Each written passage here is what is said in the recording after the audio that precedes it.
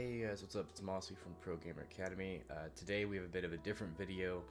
As you can see, we're going to be looking at a blog post on the Dota 2 website. I did want to do something different this week, but this is a really big post and it's going to affect other things, so I had a video I was going to post this week. I'm just going to push it back to next week and we're going to look at this kind of update instead. This was posted yesterday, kind of recording this on Friday. So we are in the new year, we're in 2021, and as you can see, we're talking about the 2021 Dota Pro Circuit. And I saw this last night. I kind of skimmed over it a tiny bit, so I have an idea of what it's, what's going to happen, what's going on.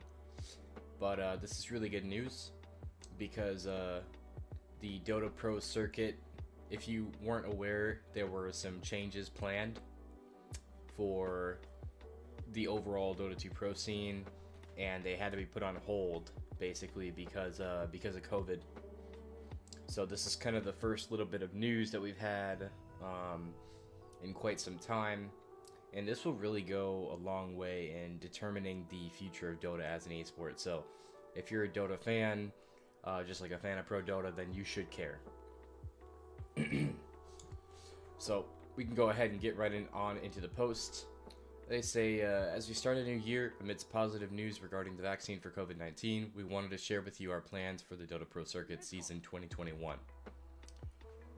So they say this year's competition is slated to start on January 18th, and it's going to consist of 2 seasons leading up to TI-10.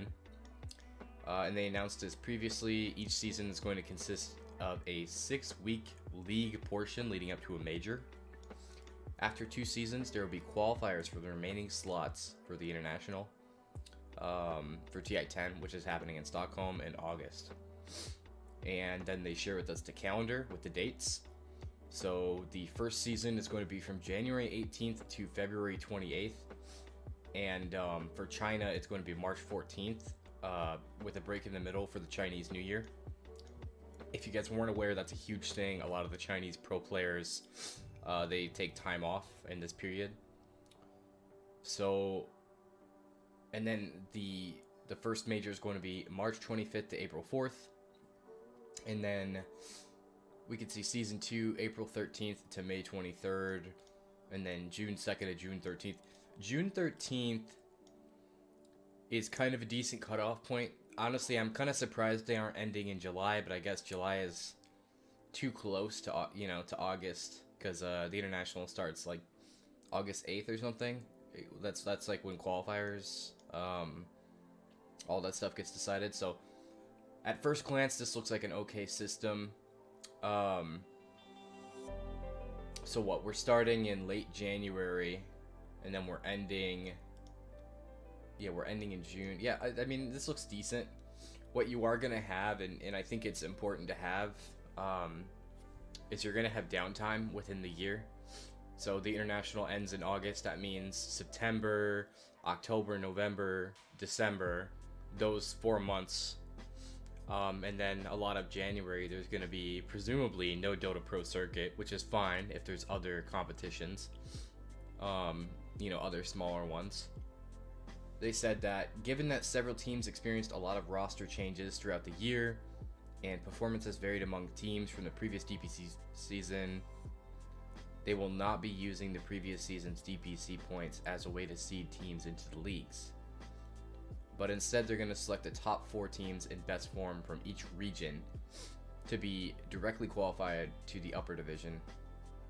And then there's a series of qualifiers, like closed and open qualifiers, and that determines the rest of the teams. So this system looks pretty promising. I do want to read this next part too. At the end of the leagues, the top teams from the region's upper division will qualify to the major. So I'm not sure. Okay, yeah, they tell us. So the top 4 teams from EU, the top 4 teams from China, top 3 from Southeast Asia, top 3 from CIS, top 2 from NA, top 2 from SA. I like this distribution. I mean, it does show like where North American Dota is at, because Southeast Asia and CIS are clearly ahead right now in terms of, being competitive. But I do believe this system should enable North America and South America a lot as regions to grow. So that's kind of stuff to look at. They said the bottom 2 teams of the upper division in each region will be relegated, and the top 2 teams of the lower division will be promoted. So that's pretty exciting. I don't know if this happens every league or every, every split, every season, whatever you want to call it. In League of Legends they call it splits. So this would be like the spring split, this would be the summer split. It's a very similar situation. What I will say is, like, these seasons do seem pretty short. They last about a month. And so in comparison, if we're making direct comparisons to the LCS, which I think we should be in this situation, then that's kind of interesting. I mean, this is a month of play, right? About both times. I mean, a little more. It's like a month and a week or something. Yeah, we'll see. Like, my concern is that it's like, it feels really short for the players, but maybe that makes it more meaningful. We'll see. Okay, moving forward. The qualifiers will decide which are the 2 teams that will occupy those slots. Oh, I didn't see this. The bottom 2 teams of the lower division just get eliminated. So if you're in that lower division and you're in the bottom 2, you just get eliminated. You're done. But I wonder if you're able to just go into the open qualifiers, because that could become just a revolving door of players that are at the bottom of that league, but still substantially better than everyone else, which, I mean, it's fine. Like, if you can beat everyone else, then you deserve to be in that lower tier. We'll see. I'm really curious to see how many teams, or rather, like, I'm not sure, like, I don't know how competitive NA is really going to be.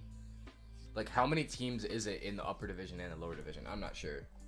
But you can see here, they posted, they revised the schedule. There was a schedule before that they posted, and people had a lot of criticism on it. But here you can see the upper division schedules, the lower division schedules, and this is in PST.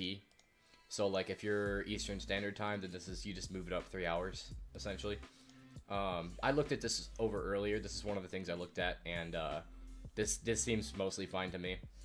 One thing I did notice is that I think Europe is going to be playing games at, like, they're going to be starting this series at, like, 9 p.m. This is European time, I think. 9 p.m. Because 6 hours forward than EST. Yeah. So, like, I don't know if the players care about that. I mean, 9 p.m. is pretty fine, I think, for most people. But, for people with certain families, there are going to be developmental leagues. So, things like that might be something to look at. Anyways, moving forward. The 6 regional leagues are going to be operated by the tournament organizers, and these guys are going to share more information. I've already seen information from BTS about NA, but DreamHack is going to be running Europe. ESL is going to be running CIS, which I find interesting. I feel like there's other people who could have done CIS, but I do like ESL. I'm just surprised that ESL didn't get Europe.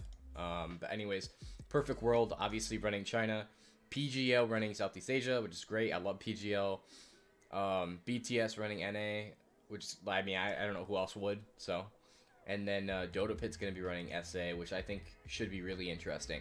I think Dota Pit tends to put on really quality events, so I have high hopes. And then they said in an upcoming update to the game by the end of January, which is nice. We have a date. Well, we don't have a date, but we have an idea. The DPC circuit will become integrated with the client, featuring standings, they spelled featuring wrong, but whatever, standings, schedule, and tournament information, as well as making it easy for people to follow their favorite teams and support them through purchasing season fan support bundles. So it seems like there's going to be, I mean, I don't want this just to be Valve, like, promising things and not really following through, but this is kind of exciting. Fan support bundles sound cool. I think it'd be really cool if this is like a permanent thing that's just in the client. Like, you can go, actually, if you play Overwatch, if you play League, there are things in the client just like this. So I'm sure this is just Valve, like, looking at their competition and being like, okay, like, we should probably have a, in the client type thing for this. But this system seems really well thought out. I really need to see, like, I think this post shows a little bit more initiative from Valve. I don't want to get my hopes up, but you can see like we've had three blog posts within the last like month. So I'm hoping that moving forward, Valve is going to keep communicating, and this is definitely a system that they're going to need to work with the community a lot on. So hopefully they'll continue to do that, and I'm going to be looking forward to this season coming up on January 18th. I believe in the meantime, I know on the 4th and 5th of January, so in a couple days, there's going to be open qualifiers for BTS at least. So I would look out for that if you guys are wanting to see amateur Dota or whatever. But yeah, Dota is finally moving to leagues, so this is a big deal for the game and a big deal for the world of esports. The international is still going to be a thing, but this should be a really cool way to see more consistent, higher level gameplay, and especially for regions to see the growth of North America and South America. That's pretty much all that I have for you guys today. Thank you guys for checking out the video, checking out the channel, all that. Stay tuned for next week. Probably going to be dropping that video that I had prepared for this week. But yeah, that's all I got. Take it easy, guys.